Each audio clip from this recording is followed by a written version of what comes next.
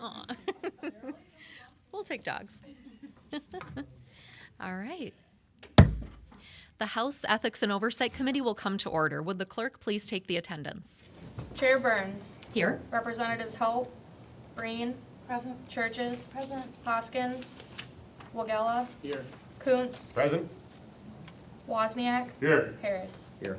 Madam Chair, you have 7 members present. You do have a quorum. Thank you. Representative Wagella moves to adopt the meeting minutes from the March 2nd meeting. There being no objection, the motion will prevail by unanimous consent. Good morning, everyone, and welcome to our meeting today. At today's committee meeting, we will be focusing on the oversight aspect of the work that we do, with an aim to gain a better understanding of the deep well injection site in Romulus in light of recent events.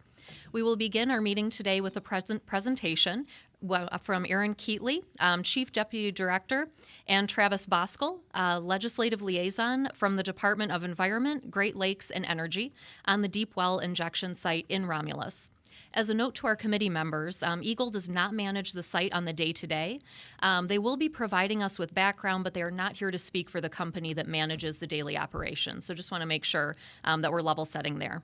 Following the presentation from Eagle, members will have time to ask at least one question each. If time allows, of course, additional questions can be asked, but due to the fact that session is starting at noon, we do need to be really conscious of our time today. After members' questions to Eagle staff, we will move on to the second part of our meeting, where we will have several guests who will provide testimony on their experience related to the site. Our guests will include Mayor McCrate from the City of Romulus, Jackson Paul, who is the Legislative Director for Representative Miller from House District 31, Representative James DeSena, House District 29, and Senator Darren Camilleri from the 4th Senate District. So at this time, I would like to invite our Eagle staff to come forward. Please introduce yourselves, and then we'll have you begin your presentation.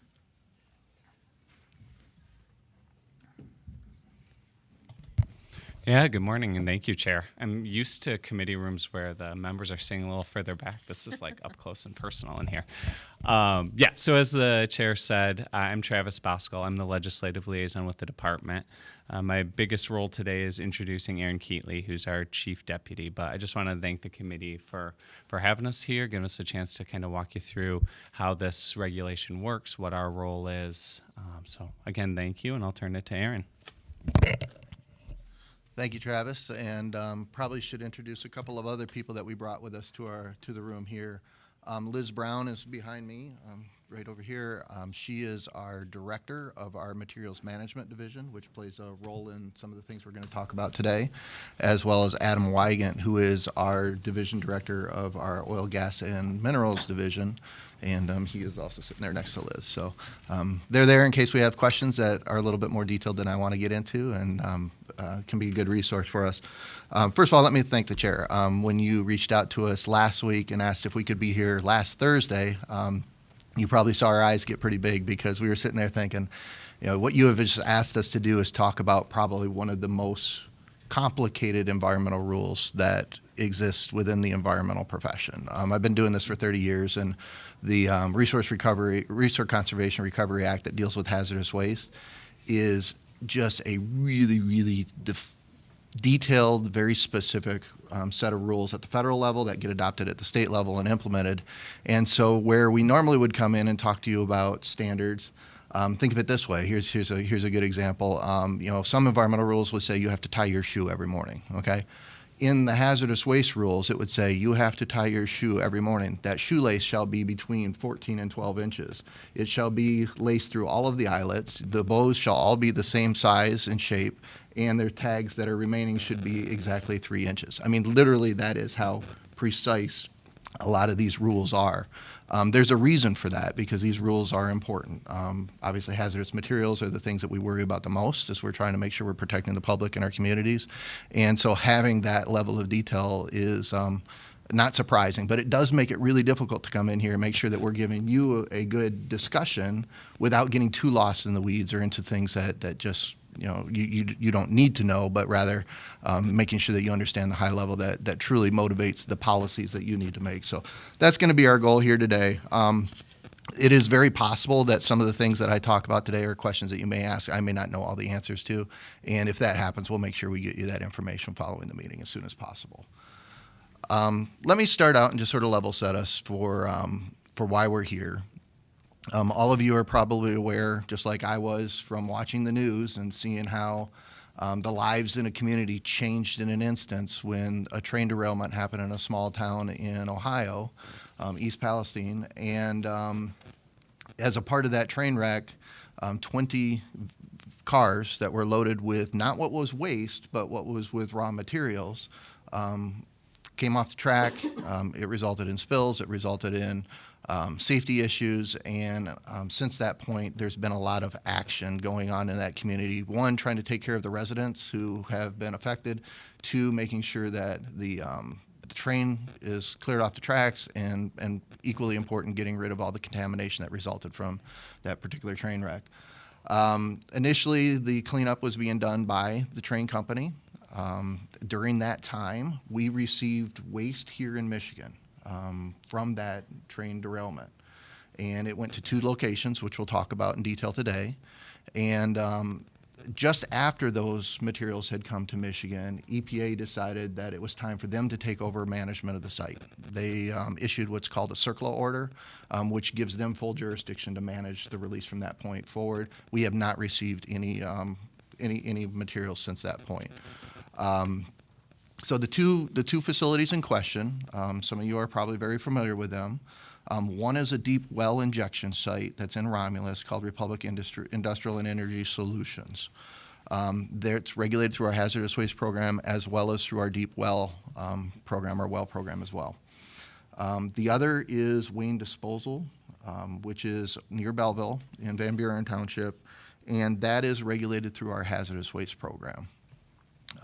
So we'll talk about them in just a minute.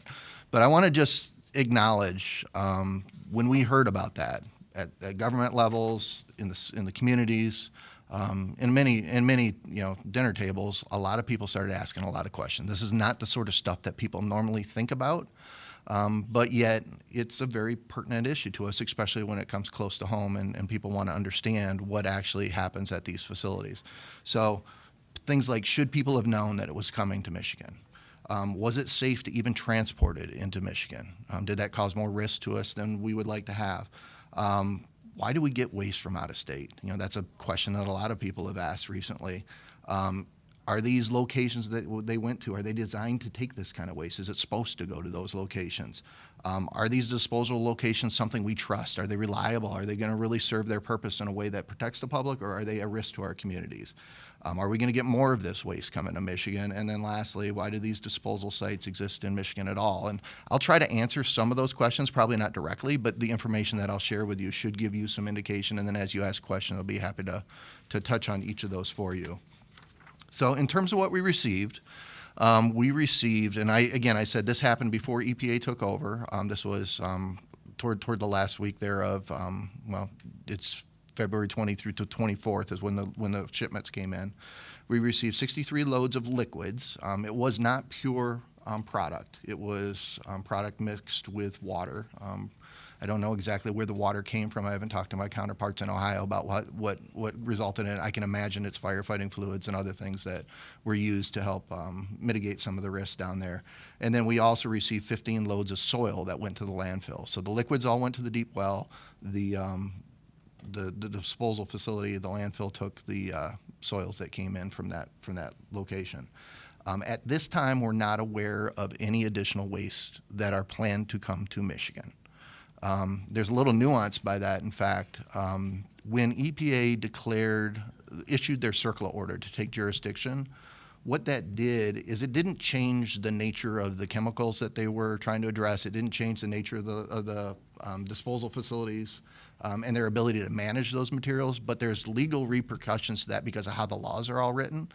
And so there's a special certification that's needed in order for a facility being addressed through CERCLA, which is what EPA was working under, or is working under right now, that restrict which locations these materials can go to. Even though the materials may be compatible with all sorts of hazardous waste permitted facilities, it still has to go through that special CERCLA certification. In Michigan, the well is not certified under CERCLA, so no additional liquids can come to that well unless they get a CERCLA certification through EPA, which is a process they would have to request. The landfill is a CERCLA certified site, so legally, additional waste could go there if EPA would choose to do so. But we are not aware that they're planning on that at this time.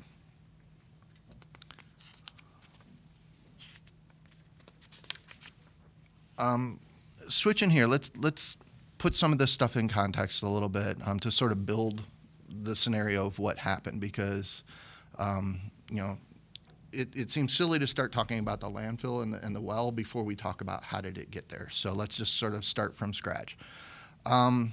First of all, in terms of notifications, which was a big question for a lot of people, legally, there is no requirement on a generator or on a transporter or on a disposal facility to notify the public that they are receiving waste. Those locations receive waste every day. The way the process works is they are certified by the agency. They get a license from the agency, and they are restricted on specific types of chemicals that they can receive. It's specified in their registration that we approve the license through. So they have an obligation to ensure that it is on their list and their facility is compatible with that waste.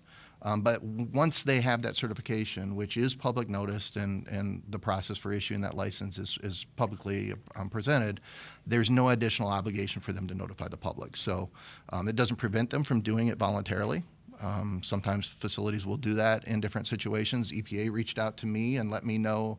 They didn't tell me about the liquid, but they did tell me that the soils were coming to Michigan, so I had some heads up about that the day before it happened, and I appreciate that. That really helps us better understand some of those scenarios, and I heard a lot of people saying we would have liked to have that same courtesy. So I think that's an interesting thing to be thinking about as we're sitting here. In terms of how the materials are tracked, though, this is a very comprehensive program. Now, I've been in this type of a job now for 30 years, so I go back a little bit to the old days where everything was done on paper. Right now, it's all done electronically. But the paper story is actually an easier way to describe how the manifest system works. So bear with me, but recognize it's now all electronic. Back when I was really young and I was working in the underground storage cleanup program, the way that people would track where disposal of their hazardous materials were going is we had a document that was like 4 or 5 pages long, and each page was a different color. And it was the same document. It's where you used to be able to write, and then the pressure would put marks all the way through the different documents. So there would be a copy that the generator would create, and they would start the process. They would list down, this is the material I have tested it, it is hazardous, this is the kind of characteristics it has, etc. This is the volume it is. Then, when the material would go to a transporter, that transporter would fill out their portion of the form, and they would say, I have received this amount of volume of material. This is the material that I have accepted, and I take responsibility for that material. And then that sheet would carry forward with the waste. It would then go to the treatment facility, and the treatment facility would say, yep, I have just received this amount of waste. This is where it is. This is what I'm doing with it. That meets these characteristics. I'm legally allowed to accept it. And then a copy of all that would go back to the generator, so the generator can prove that the waste that they intended to dispose was truly disposed, because they are liable for that material from the point it's generated all the way until it's disposed. And they want to make sure that it's properly handled so that they don't have responsibility. Agencies, EPA, and us would get copies of those documents, so we would be able to track it as well. Now, because of the electronic world, it all happens on a live basis. So we as an agency are able to see the number of these types of submittals are huge. They're very, very large volumes. So we don't look at them actively on a moment-by-moment basis, but we do have the ability to go into the system and see what's moving around where, how much volume has come into the state, how much of volume has been disposed in different locations, what has been disposed in those locations, et cetera.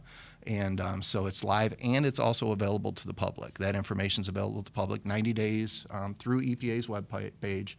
90 days after the disposal, anybody can see what that information is. So I would encourage people to look at that if they're interested in that. In terms of transportation, Eagle is not directly responsible for tracking transporters of hazardous waste. We do register hazardous waste transporters. That is part of what we do through the hazardous waste program. We verify that they're capable of doing the job. They sign in, they get an ID number from us. They are required to maintain some insurance to ensure that if anything happens in the course of transport, that there's money available to take care of the problem. But we do not regulate their activities much beyond that, other than the manifesting that I just talked, to make sure that everybody sends everything where they said they were going to send it.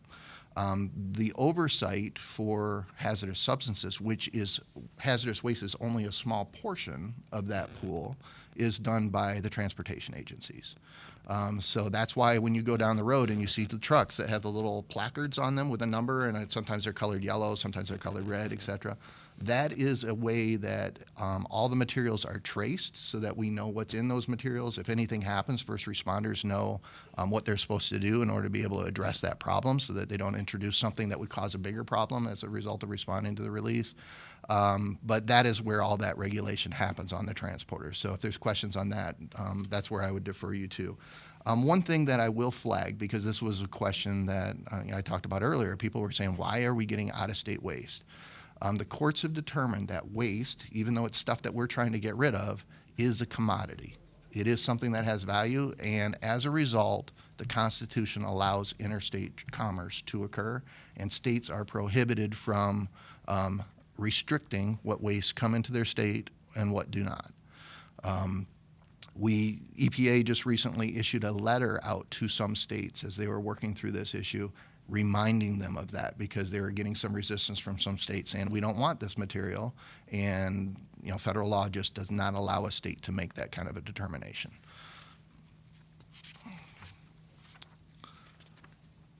Okay, so now that I've set the stage here for how it gets to a facility, let's talk a little bit about the facilities themselves. And again, it's Wayne Disposal and the Deep Well Republic.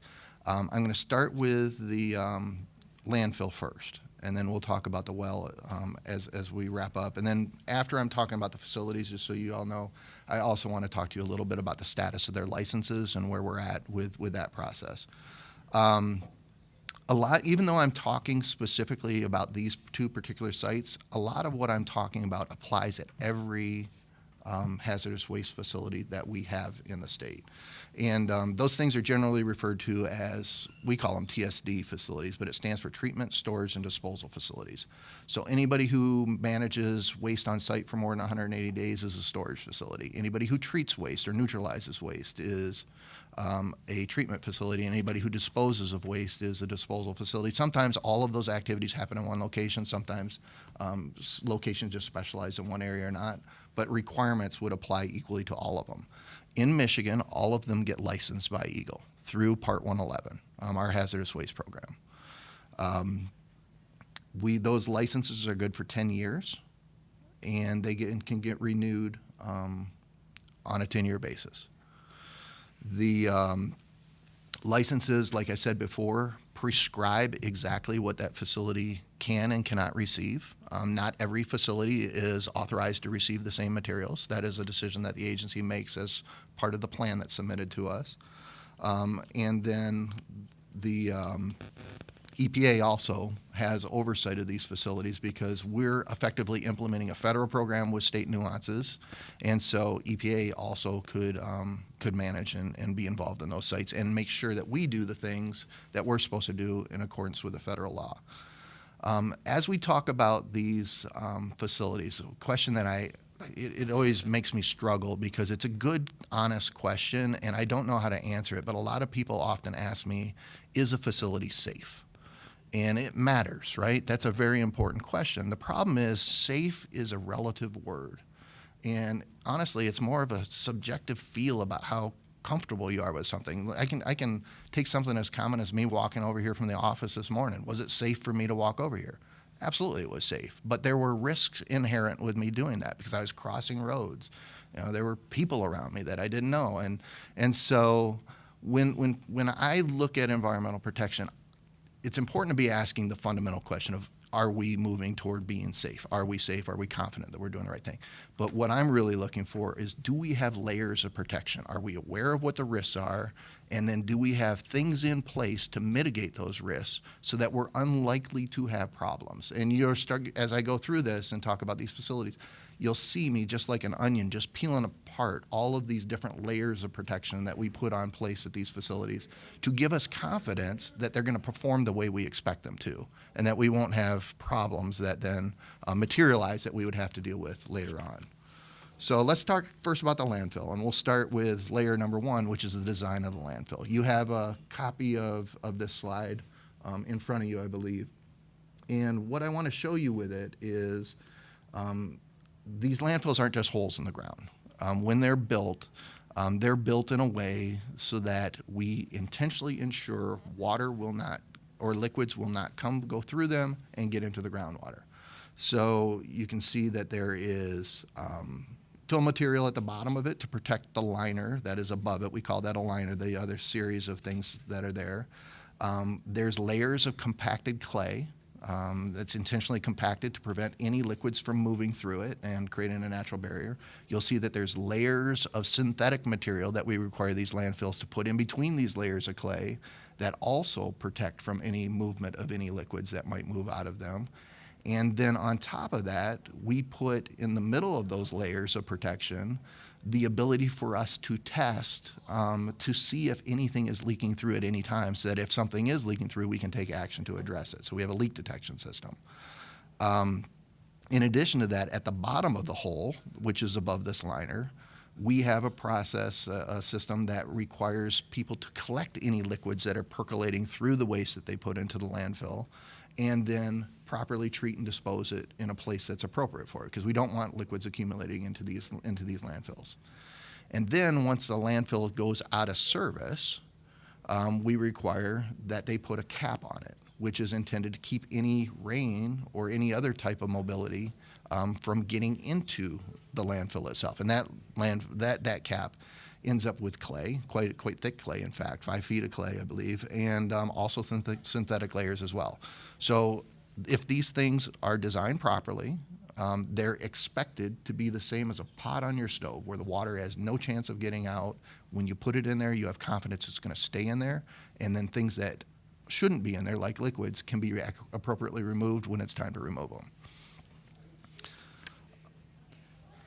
You look at this slide here, and you're going to see a whole bunch of different layers of protection that are in there. From a monitoring standpoint, again, we're talking about the landfill here. We require active monitoring at these facilities to make sure we know what's going on and if anything is mobilizing around the facility itself. So I won't read through the entire list of monitoring points, but I'll just give you a flavor of how much monitoring is required at this thing. We've required, at this particular landfill, there's 50 wells around it so we can monitor groundwater, make sure nothing is getting in the groundwater. We monitor for air quality every 12 days. We've got 7 monitoring locations around the facility to make sure there's no vapors that are coming off this facility that could be of concern. We have a soil sampling program every year, twice a year. They're required to collect soil from around the facility at 20 different locations. They have a surface water monitoring program to make sure that if they have any surface water nearby, that they're detecting if there's anything that could be potentially getting into the streams or into any of the regulated waterways. There is a leachate monitoring program. I talked to you about collecting the leachate off of the bottom of the pit. This is another way that we check to make sure we know what's in the thing. And it goes on and on and on. We have many, many points of monitoring, but at the end of the day, we want to make sure we understand what's going on in that facility and whether or not it's posing any problems that need to be addressed.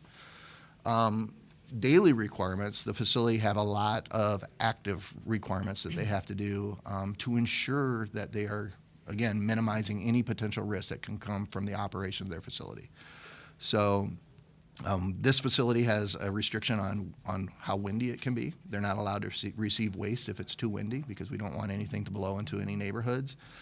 They have requirements to make sure that the trucks get their wheels washed as they go on and off the property, to make sure that nothing is tracked off of the site or could get in the road. Even from a nuisance standpoint, just dust alone, they're prohibited from doing.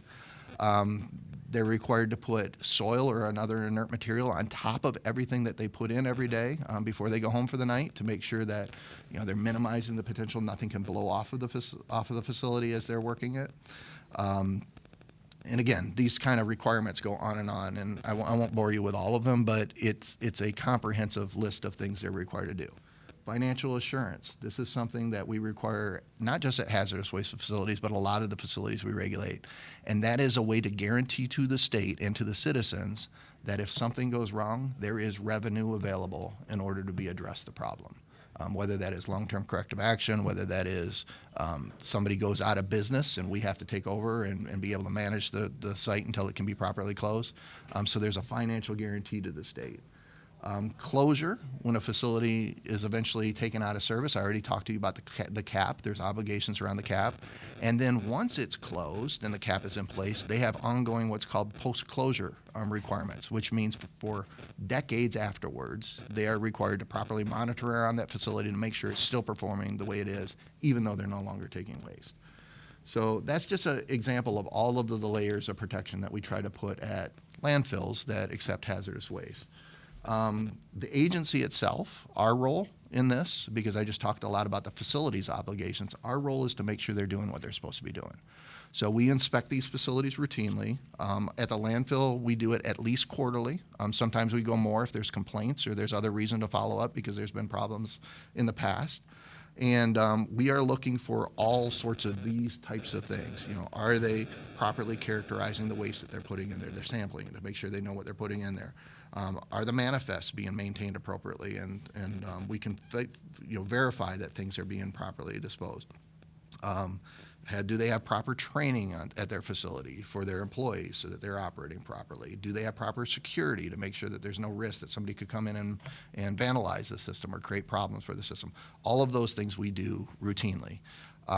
Then if we find any problems, we make a determination. If it's a violation, we would issue a violation, and then if appropriately, we would take enforcement action and pursue penalties. In the case of this particular landfill, we have not found any violations for a long period of time, and there's been no enforcement actions at that facility. This facility is operating as we would expect. Okay, so let's shift over to the well now, because I know this is one that is important to a lot of you all. This one is messy. I'll just tell you up front, and Travis, he's smirking a little bit because we're like, how do we explain this? This is governed by two different programs. So the well itself, the hole that goes into the ground, is permitted and overseen as a separate activity. And then the activities that happen on the surface in the building itself are regulated as a separate activity. So there's two different jurisdictional programs here. So I'm going to talk about the surface activities first, which is regulated underneath the hazardous waste program. And that's the sort of stuff where it's going to be things like how do they receive the waste, verify that it's the appropriate kind of waste, they properly store the waste, and they properly label the waste. All of that those are the types of activities that would happen at the surface. Just like I talked about with the landfill, there's a variety of things that we put in place, again, to create those layers of protection so that we feel more confident that we can say that the facility is safe. And for monitoring, this facility is required to monitor their surface water around the area. They're required to annually monitor soil. They're required to monitor groundwater. And they also have an obligation to monitor air if they accept wastes that are highly volatile. This facility has not done that yet, so air requirements have not kicked in for them from a monitoring standpoint. But if they did choose to accept it, which they're legally allowed to do, they would have monitoring requirements associated with it. They also have financial assurance in the case of the surface level obligations. Their bond for financial assurance is $1.1 million. That's what they're required to have in the event we would have to go in and clean something up, or they go out of service and we end up having to take and neutralize the site and get it back to a place where we're confident it's safe. And then there's daily requirements for them to, just like at the landfills, this one's different because now what they're doing is they're inspecting their tanks, they're inspecting their pipes, they're inspecting their storage units to make sure that things are properly labeled, that there's no corrosion, to make sure that there's no spills on the ground, anything like that they would have to act on. And then we come in and we would do inspections just like at the landfill, and we would verify that all of those things are done. And we inspect this particular facility on the surface at least quarterly as well. And look at their paperwork, we look at their activities, we do the visual inspections ourselves to make sure that we are confident that they are doing their job properly, and we can verify that they haven't lied to anybody or been negligent in any way that requires us to act. In this particular case, we did have October of this last year, we were out on site doing one of our routine inspections. We did identify some violations, and as a result, the facility is going through enforcement action with us. A phrase that you may have seen in the papers, because it's a phrase that we use, is they were found to be in significant noncompliance. I want to caution you on the use of that term, because that is a term of art that we use in the regulatory world to decide what level of enforcement is required in order to address the problem. It's applied across the nation. The federal government defines this. We call it a SNCC, significant noncompliance. In the air world, it's called a HPV, a high priority violation. It doesn't necessarily mean that it is extreme risk to the public. Think of it this way. I could get pulled over for a policeman, thank goodness I'm not, but I could because I'm doing 150 miles an hour over the speed limit. That would be a significant violation just by the risk that I'm posing to myself and to others. I could equally get pulled over by a police officer. They could find out that I have 150 unpaid traffic tickets, and I could be found to be in significant violation by that police officer, and he may arrest me because I have been negligent in following up on a paperwork violation or something minor. So in the sense of significant violations, what we think about is the severity of the violation itself, the departure from what the standard is. We look at the frequency of whether the violation, it may not be a major violation in terms of a significant departure, but it's been recurring over and over and over again. That can be a significant violation. So you have to kind of use some measure as you hear that, and I don't want you to get fearful because of that. I can tell you exactly what we did find them in violation for. So the violations were associated with the inadequate waste identification. It's one of the things we expect our facilities to do is make sure they know what they're receiving. Making sure we found that there were some deficiencies around their manifesting and labeling, so paperwork violations. We want to make sure we know what is on site, where it came from, how long it's been there. Their liquid containment modifications, they made some changes at the facility that they hadn't gotten authorization for us first, which if they had gone through and gotten authorization, probably would have gotten authorization, but you still got to go through the process of getting your license updated. And then there were some improper tank system modifications. So the facility acted promptly when we identified those violations. They have corrected every single one of those violations already. They are still in enforcement, though, because we've escalated it as a significant noncompliance, which means mandatory penalties are required. So we're now going through the process of finalizing the documentation that would result in fines going to the facility because of the violations that they had. But the facility is in compliance as an operational perspective goes right now. Okay, so we just talked about the surface activities. Now let's talk about the hole in the ground, the well itself. How am I doing with time? Good? Okay, so the well itself, again, this is one of those things where the layers, the natural environment actually creates some of the protective layers for us. So this is, and I believe you have a photo of this as well, right? Okay, so you can see that. This is not, I don't think this is REIS, but it is an example of what a deep well, it is? Yeah. Oh, well, fantastic. But it's a good example of what you will see. This well is really, really far into the ground. It's almost a mile deep. It's 4,600 feet deep. And you'll see it goes through all of these geologic layers. And if one of our geologists was up here talking to you right now, they would just bend your ear talking about the nature and characteristic of all of these different types of rocks. But the simple story is some of the rocks are porous and they can store liquid. Some of them are impermeable and they create natural barriers within the geology. And so my personal well, the well that I have at my home where I get my water, is about 100 feet deep, give or take. This well here is 4,600 feet deep. My water that I get is only coming from the very first layer of gravel that you see on the very top of that chart. If a well like this was located next to my house, it would have gone through multiple layers of impermeable rock. And my drinking water is physically separated from any material that would go into the hole. And it is impossible for that material geologically to move through those rocks and get to my water. So then it begs the question, well, what about the hole itself? How do we keep anything from moving in the hole? The way that the hole is designed, there are multiple what's called casings that go down the hole to shield the edge of the hole from the rock itself. So there's steel casings that go down there. Those casings are cemented in place. They're grouted in place so that they cannot move and shift as the earth moves and makes adjustments. And then a tube goes down the very innermost hole that's in there, the innermost casing. And that tube is where the waste gets injected into the ground and those lower levels of the geo surfaces. And in between that tube that goes down and the gap that's in that inner hole, they fill that with liquid. That area is then pressurized, and a sensor is put in there to determine whether or not the pressure changes at all at any time. And if so, an alarm would go off. So it is a way for us to validate that the integrity of the hole is maintained, that materials are not moving because everything is forced by pressure to stay where it is put. And we already know that the natural barriers of the geology itself keeps anything that got into those rocks from moving up. So that's how this works in a way that we can feel like we have confidence around the ability of the well to perform as expected. Now, in addition to that, we still have layers of protection, right? We require the facilities to monitor that pressure. We require them to keep reports in terms of what they have observed. We require them to do inspections. We then, I'm jumping too fast, aren't I?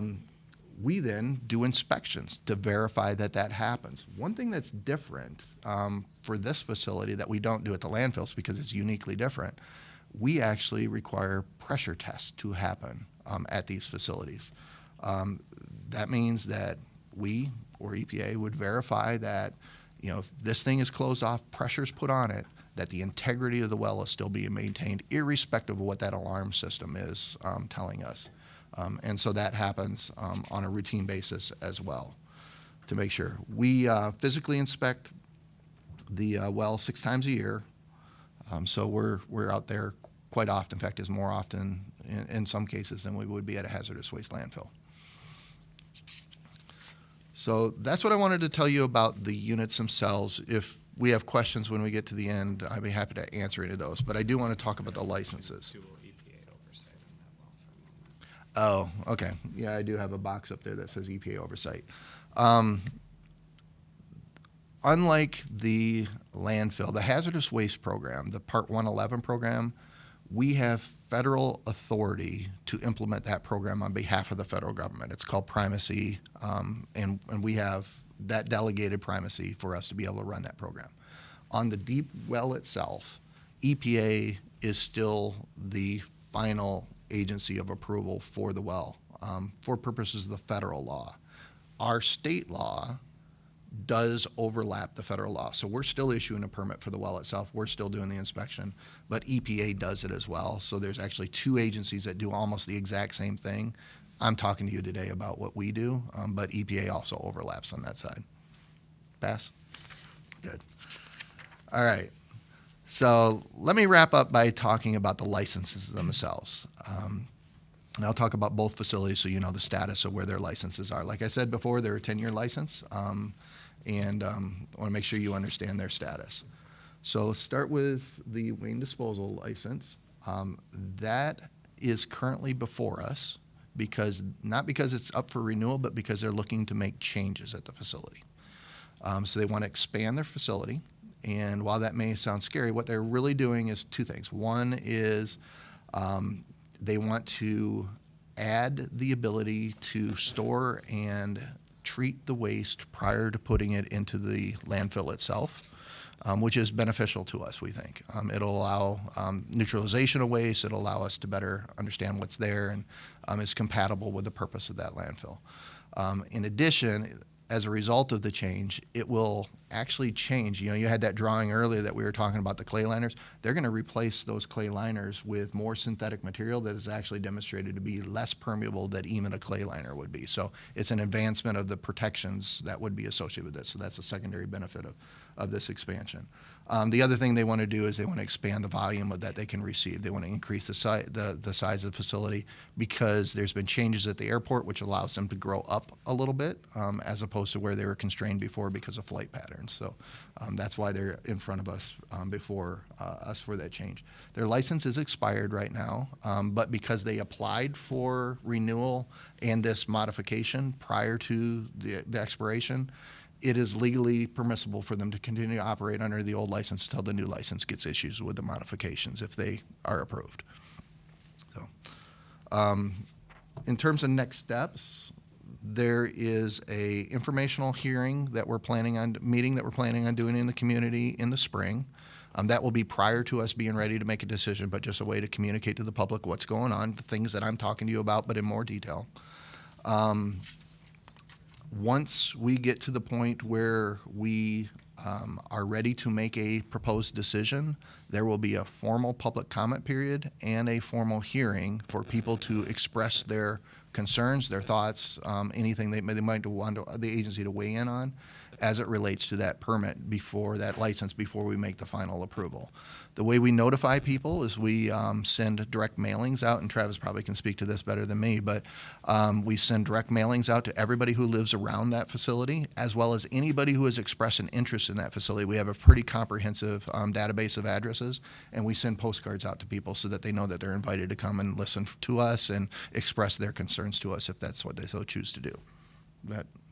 Anything I missed on that? Go ahead. I'll briefly add to that. In addition to those direct mail, there's public information posted in the newspaper around the area. There's usually, or there will be like a repository of materials in a local library or a township building or something like that.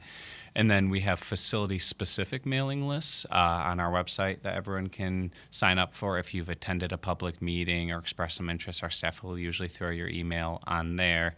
And then we also have a statewide hazardous waste email list as well that kind of aggregates all of that. So the information about receiving a complete application that we're processing, the opening of a public comment period, a public meeting, a public hearing, all of those are sent out through those means. Okay, so let's switch over to the well, and we can talk about the well, and then we can wrap up with questions that you might have. The well itself, the surface activities, remember I was distinguishing between the actual hole and the surface activities. The surface activity license through Part 111 is up for renewal right now.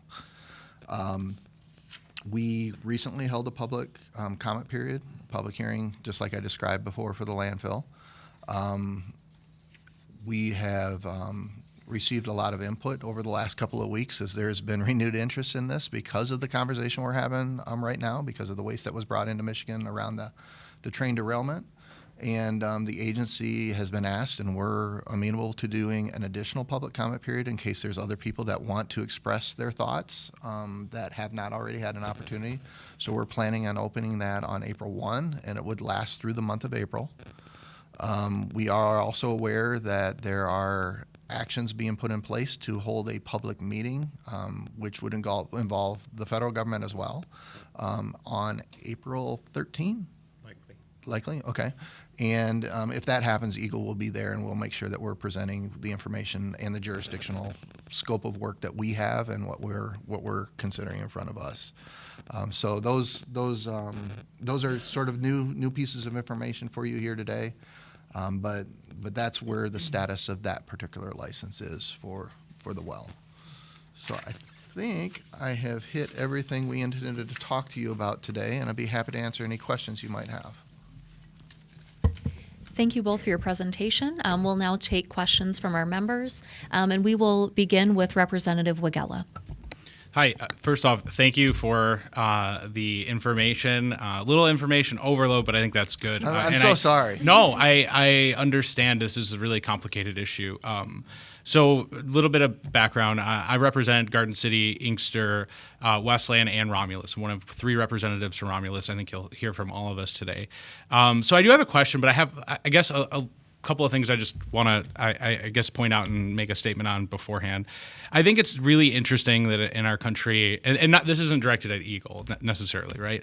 It's interesting in our country that we've has such an important thing, such as waste disposal, dedicated to private companies that are making a profit, rather than having these under government control with government oversight from the EPA directly. I think that's really interesting. And specifically with the injection well in Romulus, I think it's important to just note that in the history of it, in 2005, the well actually was shut down from 2006 to 2013 because of violations.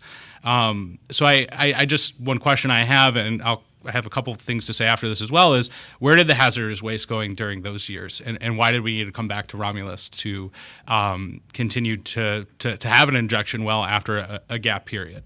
But I think one of the things that I'm hoping to figure out through this process is the notification timeline. I think we see this across the country. In Minnesota, we see that there was 400,000 gallons of nuclear power plant waste that has spilt, and we knew about this 4 months ago, but the public only knew about it last week. So it's not just a Romulus item.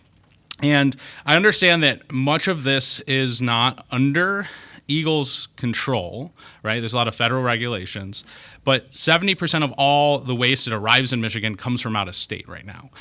Most of that waste goes to communities of color, and so there's a disproportionate amount of waste going to these communities. So my question is, what federal and state level changes can we make to allow for more local control and involvement and say in the process of where these types of facilities are, and how can we make the notification process more streamlined? I know a lot of this is probably at the federal level, but I'm just looking for any way that we can move forward, because I think looking for solutions is the key here. Yeah, boy, like you, a lot of. You said I was information overload. You had a lot of things there too that I want to unpack a little bit. But one, I think first thing I want to acknowledge for you is just because there is a federal standard that's out there and the states adopt those federal rules, it obviously does not constrain you all as a body from making Michigan-specific decisions. Eagle, you're right. We are limited to implement what the statutes allow us to implement. So a lot of what you're talking about really isn't in Eagle's control. But if you all gave us directive through legislation, we, of course, would respond accordingly and implement that well. One of the things you didn't talk about, which I just got to take a moment for my bully pulpit on because it plays so well into what you're saying, is I don't want to generate waste in the first place. This is something that strategically I would encourage us all to be thinking about. How do we incentivize people so that they find alternative uses for this material that otherwise we're throwing away? How do we avoid things that are toxic in nature and find less toxic alternatives? How do we find ways to recycle materials more readily and return value back into the stuff that, into the economy that we're otherwise just tossing away? And I think that is one of the keys, and it's actually showing up. If you look at our data, I'd be happy to give you some of this data if you would like. We're actually seeing reductions in the fees that we're collecting on hazardous waste because we're having reductions in the amount of hazardous waste that's generated. And that is something we should really be celebrating and finding ways to facilitate to occur even greater. All the other things you're saying, I fully understand and I support what you're trying to say. Again, I would look to you all and say, you let us know how we can help. We'll be happy to provide you information. But at the end of the day, this is one of the things that you're going to have to help us lead on as well. Okay. All right. Okay, our next question will go to Representative Breen. Sorry, Jamie. Thank you. So earlier you said we can't discriminate against out-of-state waste. I'm assuming you're talking about the Dormant Commerce Clause? Yeah, this is where I am not an attorney. I'm an environmental individual. But yes, I mean, and honestly, I think one of the things that I would, if you're interested, I'd be happy to share with you, the letter EPA sent to the states was a very pointed letter, and they were trying to lay out and say, this is what states can not do and what they can do as it relates to this issue. And since it's being really directed by the federal government, it's not being directed by my agency, that is the place probably where I can give you some resources that would be able to get you that question answered. I appreciate that because I personally find it incredulous that we have a legitimate interest in protecting the health and well-being of Michiganders and our environment. And to be able to say to other states, keep your trash at home, we don't want it, that is a legitimate state interest that I don't see how we could do by any less restrictive means, which is precisely the whole purpose of the Dormant Commerce Clause. But there are, I think, other things that we can do. Can you give us some information on the fees that Michigan imposes for hazardous waste, and how does that compare to other states as far as what we are charging other states or companies from other states or even Canada? How do those stack up against what other states are charging? First of all, I can tell you that on the well, the liquid waste that was received, we do not have a state surcharge that's applied to that waste at all. Why not? That has never been appropriated by the enacted by the legislature. Go ahead. Oh, yeah. No, so I was just going to add, I think Aaron was probably going here, so maybe I jumped in a little early. So there's no fee, there's no per unit that goes into the well. There are state surcharges for hazardous waste solidification and disposal. So those are $10 a ton for those activities. How does that compare to what other states charge? So I think it would probably be best for us to follow up with like a comprehensive answer on that. I know we looked at Ohio, and I think our number was larger than that. Our number was higher than Ohio. One thing I want to just make kind of abundantly clear is this isn't these type of facilities, particularly like the hazardous waste landfill. It's not like these are all over the place. There's only a few of these east of the Rocky Mountains. So there's a likelihood of waste still coming here just because it exists. So I just want to make sure I'm sharing that. Okay, thank you. I look forward to receiving that information. Sure. Thank you, Rep. Breen. And just, I want to make a quick note on time. We do need to transition from talking with our friends at Eagle in roughly about 10 minutes. So we're going to get to as many questions as we can. Just want members to be aware of that. Next, our Vice Chair, Rep. Kuntz. Thank you, Madam Chair. Thank you for coming today. How many waste disposal wells are there in the state of Michigan? There's only one commercial waste disposal well in Michigan. This one, okay. There are other Class 1 wells. That's how we classify the different types of wells that go into the ground. There are other Class 1 wells. A small number of them are for hazardous materials. Those are on properties of entities that use it for their own disposal. And then there's some that are non-hazardous wells that would be things like landfills that use it for leachate. Got it. Any government owned? These are all privately owned? All privately owned, to my knowledge. History of contaminating drinking water? No, None. not that I'm aware of. So I've been in Lansing. I'm going to take a little bit of rope here, Madam Chairman. I've been in Lansing 3 months, and if I've learned anything is that we are woefully inefficient, and I hope the government never, ever takes over waste disposal because we would screw it up. Thank you, Rep. Kuntz. Rep. Wozniak, please go ahead. Thank you, Madam Chair. Is hazardous waste and hazard material terms of art? Is there a difference? Yes. Simple answer, right? Yeah, simple answer. Hard answer. Solid waste, liquid industrial waste, hazardous waste, all of them are defined through state and federal statutes in terms of what it constitutes. I use, for my own purposes, hazardous substances, anything that has toxic characteristics. It's not a waste, it's just something. It could be the bleach bottle on my wash machine. It could be, waste material that is going. That's a great example, by the way. Sure. So within our statutes, we define certain characteristics. So in RCRA, which is the hazardous waste law at the federal level, you determine something to be a hazardous waste if it's toxic, if it's flammable, if it's explosive, those types of characteristics. And then there's pages and pages and pages within the federal rule that physically list out specific chemicals that say, irrespective of whether they express these toxic characteristics, because they're this chemical, they are going to be considered to be hazardous. And that's what we use for regulatory purposes to decide which types of units these wastes can go to, whether they can go to solid waste landfill or hazardous waste landfill, et cetera. And it also governs what type of oversight and requirements apply to those facilities. So with that type of oversight, you guys are in charge of both the transportation oversight by rail, by truck, by pipeline? Nope. The only thing we have governance over for transportation is just making sure transporters are registered with us. So we know who they are and they have insurance associated with their environmental liabilities. The agencies that regulate the actual transportation activities themselves, the placards, the type of compatible materials that can go in different types of storage tanks as they're being traveled, that is done through the transportation agencies. Okay, thank you. Yep. Okay. Representative Harris. Thank you, Madam Chair. And again, thank you guys for being here. It was a wealth of knowledge. Matter of fact, I think my office sent you my list of questions because you answered pretty much every single one of them. So are you familiar with the carbon capture wells that are being talked about? Is this similar to that? No. Okay.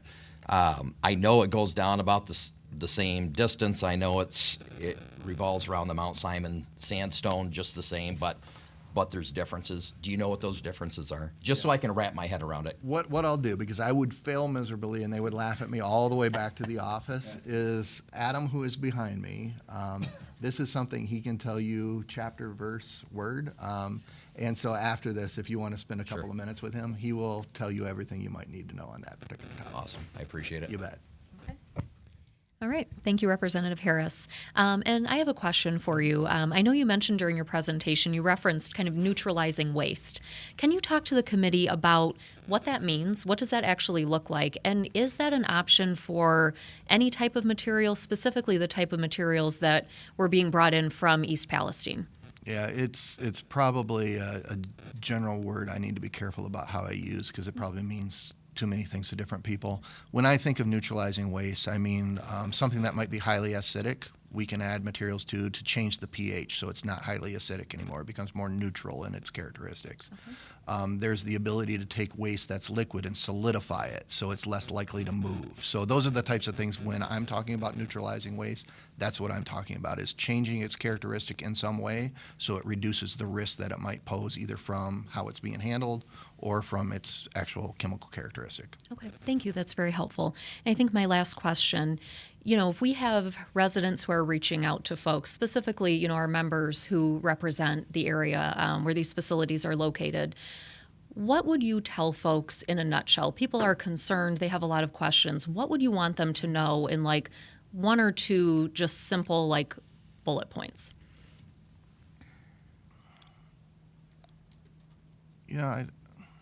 I just spent 50 minutes telling you, and you just asked me to give you my two sentence summary of all of that. Sure. I think the thing that my brother recently he lives near a landfill, and we were having a permit action in front of it, and he was all grumpy at me because he wanted me to do something about it because he don't like the landfill next to his house. And I said, look, I can't get in the middle of it, but I had a discussion with him, and I said, I get that you are frustrated about it being near you. All I can tell you is the way that the federal and state statutes are, and then the way that I know my program pays attention to these facilities, we have a high degree of confidence that they are performing the way they need to be performing.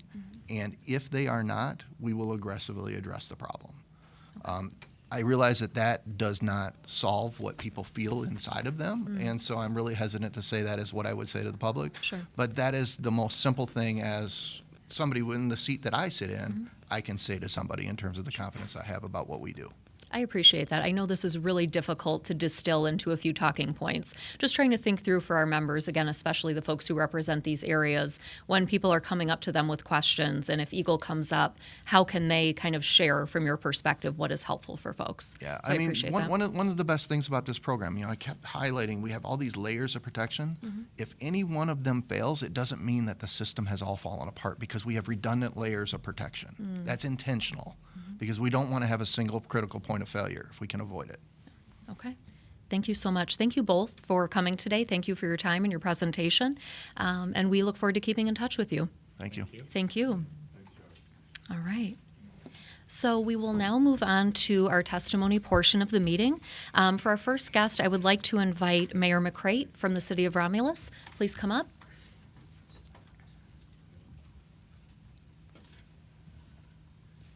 Thank you. Good morning, Madam Chair. Good morning. Oh, it's not on. There you go. Thank you. Good morning, Madam Chair, Committee. Thank you for your time this morning, and also take your time to discuss this very important issue. And also, thank you to the Eagle representatives, too, for talking about this issue. And I did get some additional information, some good talking points for them. So I can take that to my residents, too, and answer some questions. So I'm appreciative of that. Some quick notes. I just want to talk about some of the history of the city of Romulus and this well and how it came to be, and educate, some of this board. You might not have been around when this happened, but the city of Romulus has been opposed to this well for 30 years. We've never had an agreement with this well. We don't receive tipping fees from this well. And the first responsibility of government, in my opinion, is to protect the health, safety, and welfare of those we are elected to serve. The environmental disaster that occurred in Palestine, Ohio on February 2nd of this year raises numerous questions about our values and priorities when it comes to public health and our environment. We're all aware of the details around the derailment of the Norfolk Southern train that spilled thousands of gallons of hazardous material, which has effectively destroyed a community for generations and will continue to have a measurable negative impact on health and residents in that area for years to come.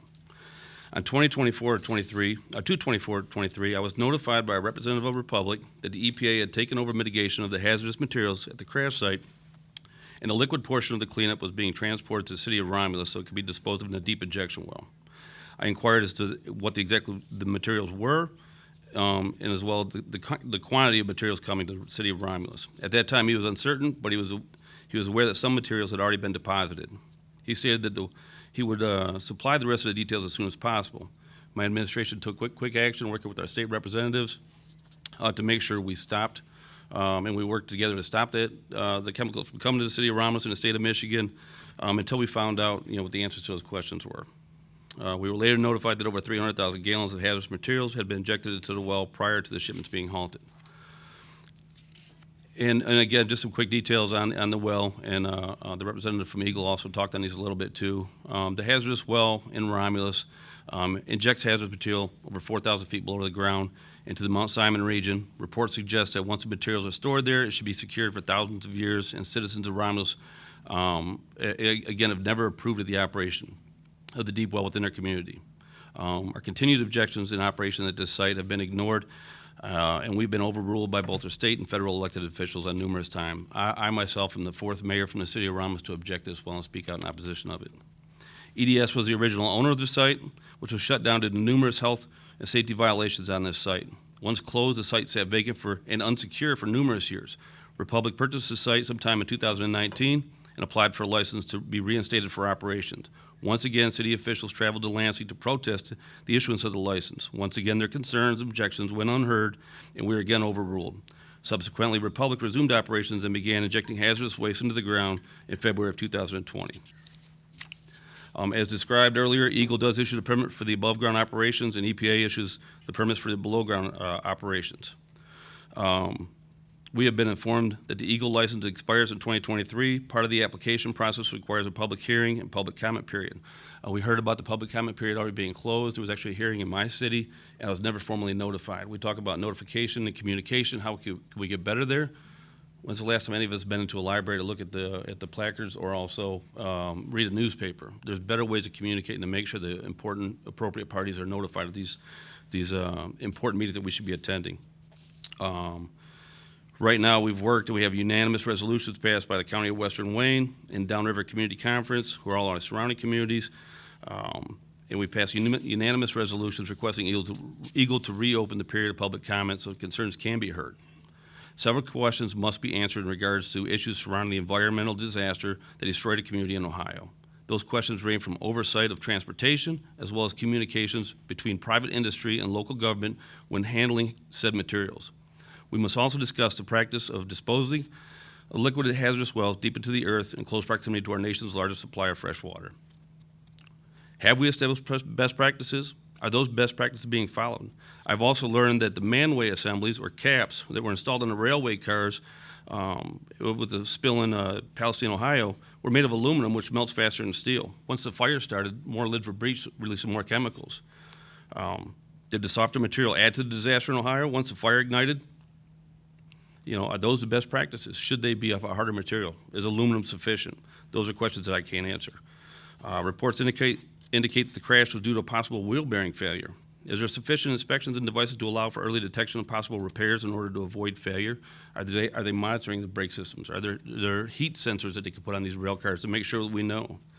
DOT regulates transportation of hazardous materials. However, it seems to fall short when addressing crash worthiness of vessels transporting said materials. I have seen regulations regarding the handling and transportation of radioactive materials as it pertains to crash worthiness and the structure of the transportation itself.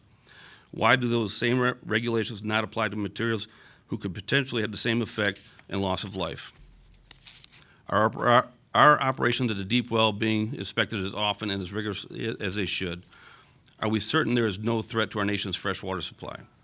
In 2020, the City of Romulus requested that a new and current geological survey be performed at the well site before the license was approved. That request was relevant for multiple reasons. First being that since materials were injected during the EDS tenure, there are materials that could be tracked in order to prove or disprove theories that this material cannot migrate. Has the material migrated, or has it remained contained as forecasted? The second being the advanced modern testing equipment that most certainly is more accurate than the equipment used 30 years ago. Once again, our request, no matter how practical, fell on deaf ears. We have the technology to track the purchases of goods all the way across our country, right to our front door. Why don't our first responders have the same tool made available to them in order to make certain that they're properly prepared to protect us in case of an emergency situation? I request that all of you on this board, or anybody who has any oversight in this, go to this site and take a look at it. See if this is the best practice for our hazardous materials. I agree that we should move to have a lifestyle that doesn't create these. We have to do something with them. Is this the best practice? Once you visit this site, or you could even use Google Earth or satellite, you'll be able to see we're immediately close to major railways, major expressways, a stone's throw from where the 255 crashed, and also major runways. And we're also in close proximity to millions of gallons of fuel in this area. So it's just an area right there in the city of Romulus that it's not just our issue. This is a Michigan issue. So, are we making the best decisions for our economic development? Are we weighing those over public safety? The last time we made decisions based on public safety and we looked into economic reasons instead of public safety, we had the Flint water crisis. So I'd ask you to take a look at this site. It's also, like I said, the close proximity to the railways and expressways, and it's all within a few feet of this deep injection well. So with that being said, I thank you for your time this morning and also looking into this matter. Thank you, Mayor. We appreciate it. I think we have one very brief question from Rep. Breen. Yes, I'll just make this a yes or no, given the time constraints. Okay. You're saying local units of government like yours are prohibited from having a say in what hazardous materials are brought into your community? We weren't prohibited from having that say, but our concerns and our objections were never heard. We never felt validated on it. And you're saying that your community is forced to accept this waste and you don't receive any additional funds to mitigate the environmental No. or health consequences? No. Thank you. Okay, thank you, Rep. Breen. Thank you, Mayor. We appreciate your time today. Thank you. Thank you for your time. Thank you so much. We appreciate it. Next, we would invite Senator Darren Camilleri to address the committee. Thank you, Senator. It's the first time I've been on this side in this room, so Yeah. good to see you all. Thank you for taking up this very important topic. Thank you, Chairwoman Burns and the committee for inviting me to speak today. Senator Darren Camilleri, I represent the city of Romulus, where the deep injection well site we're discussing today is located. I serve alongside Representative Wagella and Representative Miller, who've been active on this. I want to take some time to go over our experience with the most recent incident in this site a few weeks ago and to offer some potential solutions. The site has been controversial since its inception. It's been an over 30-year fight, like you heard from the mayor. The people of Romulus have never wanted it there, and for good reason. It accepts the most toxic substances literally no one else will take in any other part of the country, and one of the most densely populated areas of our state. Late in the afternoon on Friday, February 24th, our office was made aware that this is the site that was accepting hazardous liquid waste, including extremely toxic and carcinogenic vinyl chloride from the train derailment site in East Palestine, Ohio. This was a surprise to all of us, including our local Romulus officials. Our office, as well as officials at all levels of government, sprang into action and got the shipments halted, but this has called attention to a larger issue, and it should never have happened in the first place. Moving forward, our goal is to work with stakeholders to determine whether Part 111 needs to be reformed to ensure that hazardous materials are safely disposed of in Michigan. It's clear that there are some faults that need to be fixed here. We've already begun looking into ways to change notification requirements so that local, state, and federal officials can be aware of what's coming into their communities. Any changes to notification requirements would likely require significant fees for non-compliance. My hope is that we can come together to find a solution that allows for safe disposal at this site, but within reason and in a way that protects the health and safety of people in Romulus and across our state. Thank you again for your time and opportunity to testify today. It's a very important issue to our region, and I'm very grateful that this incident, if anything, has highlighted a need to do something. So thank you. Thank you, Senator. We appreciate your time today. Thank you. Thank you so much. All right, and next we will invite up Representative James DeSena from House District 29.